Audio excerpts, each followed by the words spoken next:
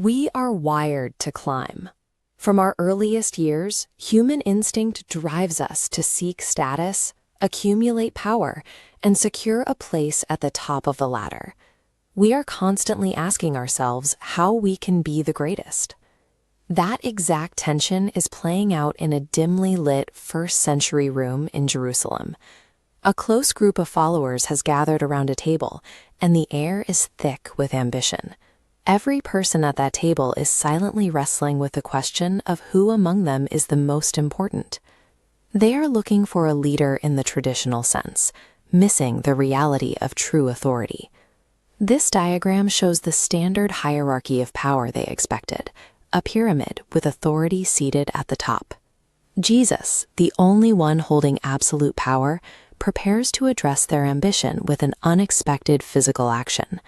In this new paradigm, Jesus proves his absolute authority by descending into absolute humility. Time seems to completely slow down as Jesus slowly rises from his place at the crowded wooden table. He deliberately picks up a coarse linen towel, ties it securely around his waist, and descends to the floor. Think about the sheer paradox of this posture. The one who holds all authority is adopting the stance of the lowest house servant.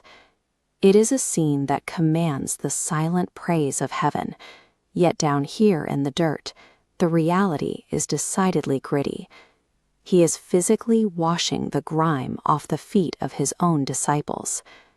This deliberate sequence of actions serves as a living revelation, methodically dismantling traditional ideas of power and prestige. What makes this action difficult to grasp is the psychological weight behind it. Jesus is intimately washing these men's feet while holding complete foreknowledge of exactly how they are about to fail him. He washes the feet of Peter, knowing full well that before the night is over, Peter will vehemently deny even knowing him. He moves down the line to the rest of the disciples, aware that when the pressure hits, they will all scatter and abandon him in the dark. This diagram illustrates the flow. The central node extends outward to everyone, even Judas.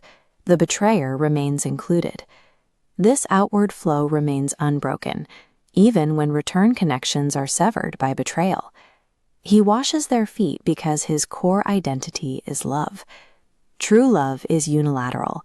It is dictated entirely by the unwavering character of the one serving, proving that grace demands no worthiness from the people receiving it.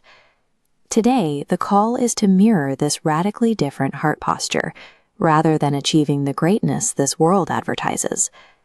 Bowing low requires a profound internal strength, turning an act of service into a display of quiet, unshakable confidence. Two different mechanics of living. One vessel constantly strains to climb upward. The other is entirely full, naturally spilling downward. True humility is the byproduct of being completely filled. Service is executed because the internal love within cannot remain silent. We live in a loud society, screaming at us to climb higher. Against that noise, the quiet invitation remains. Come down, wash, love. In a world obsessed with rising to the top, the intentional act of stooping down is the only authentic path to true glory.